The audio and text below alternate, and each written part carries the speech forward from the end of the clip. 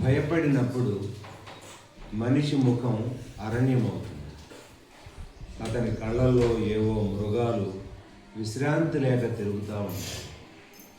భయపడినప్పుడు గాఢమైన నిద్రలోంచి ఉలిక్కిపడి లేచినట్లుంటుంది. భయం నుండి బయటపడాలనే కోరిక ఏదో చీకటిలో మెరిసే జంతు నేత్రాలలా దిక్కుతోచక తిరుగుతుంది. భయపడినప్పుడు మనిషి అంతే. లోకంలోని చీకటి అంతా అతనిలో ఘనీభవిస్తుంది. తన లోపలి చీకటిలో తానే ఎక్కడైనా దాక్కోవాలనిపిస్తుంది.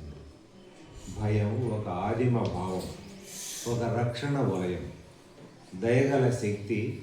అది మనిషిని ఏకాంత దీవికి చేరుస్తుంది. అతనిలోని మహాశక్తులకి ద్వారం తెరుస్తుంది. చీకటి పుష్పం లాంటి భయం, మరణం లాంటి భయం ప్రపంచాన్ని ఒకవైపున, అతన్ని ఒకవైపున నిలబెట్టి సన్నని సరిహద్దు రేఖ గీసి చూపిస్తుంది. శిఖరం నుండి నదిలో దూకినట్లు, పంజరం నుండి ఆకాశంలోకి ఎగిరినట్లు, నేల నుండి నేల లేని చోట అడుగేసినట్లు భయంలోని మనిషి ప్రపంచాన్ని విడిచి తనతో తానే నిలిచి ఉండాలి.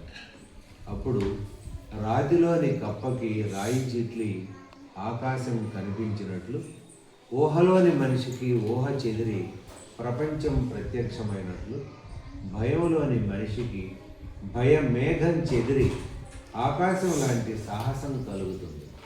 అప్పుడు మనిషి ముఖం ప్రశాంతమైన చిరునవ్వుతో మెరుస్తుంది.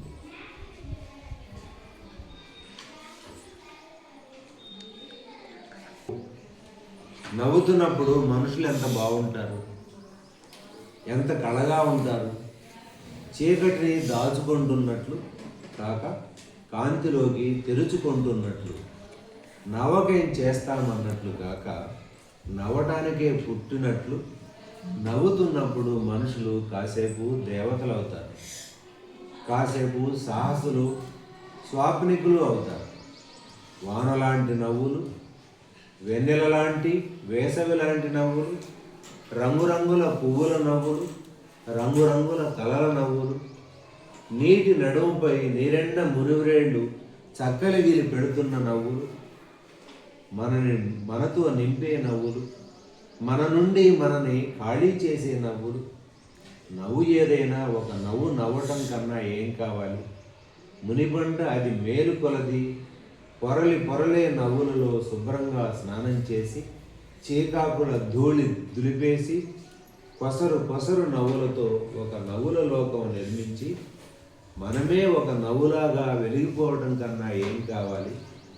తెలియరాని బరువేదో సాయంత్రపు చీకటిలా చప్పుడు కాకుండా మనలో చేరుతున్నప్పుడు తటిల్లత లాంటి నవ్వొకటి విడిచిపెట్టి చీకటిని భయపెట్టి సరదాగా నవ్వేయటం చేతనైతే ఏం కావాలి?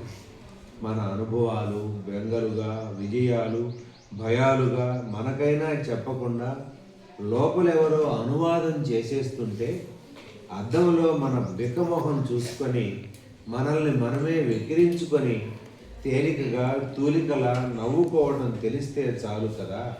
మనకింకా ఏం కావాలి?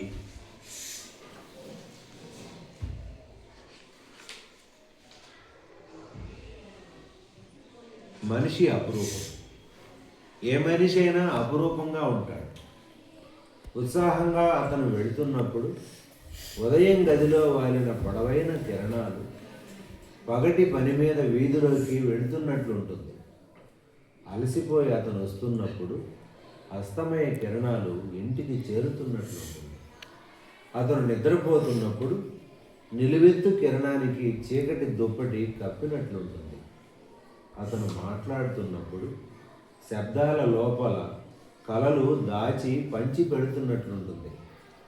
అతను చూస్తున్నప్పుడు కళ్ళలో ఎగురుతున్న సీతాకోకల రెక్కలపై గంతులేసే వెలుతురుంటుంది. అతను అన్నం తింటున్నప్పుడు రేపటి రోజు కూడా జీవించే ఆనందం కోసం ధ్యానం చేస్తున్నట్లుంటుంది. సరళంగా, సహజంగా, ఉత్త మనిషిలా ఉన్నప్పుడు ఏ మనిషి అయినా ఎంత అపురూపంగా ఉంటాడు. ఒకసారి బాల్య స్నేహితుడు కనిపిస్తే నన్ను గుర్తుపట్టావా అని అడిగాడు. అతను తన స్మృతి మైదానమంతా తిరుగుతూనే లేదనలేక అవునన్నాడు. మొహమాటంగా నవ్వాడు. అతను ఇప్పుడు బాల్య స్నేహితుడు కాదు, సగటు సౌజన్యం తెలిసినవాడు. ఎందుకు మరిచిపోయాడు? కలిసి ఆనందించిన రోజులని, నాటి సావాసాలని చాలాసార్లు అనిపించేది. బహుశా ఆ రోజుల్లో అతను నాతో స్నేహం చేయలేదు. నాలోని తన బాల్యంతో, మా ఆటలతో, ఆనందంతో స్నేహం చేశాడు. అందువలన తన ఆనందానికి రెండవ కొసను నన్ను మరిచాడు. బహుశా అతనే సహజంగా ఉన్నాడేమో. బలమైన భావంతోనూ సందర్భంలోనూ చాలామందిని కలుస్తాం. అవి కనుమరుగయ్యాక వాటితో పరిచయమైన మనుషుల్ని మర్చిపోతాం.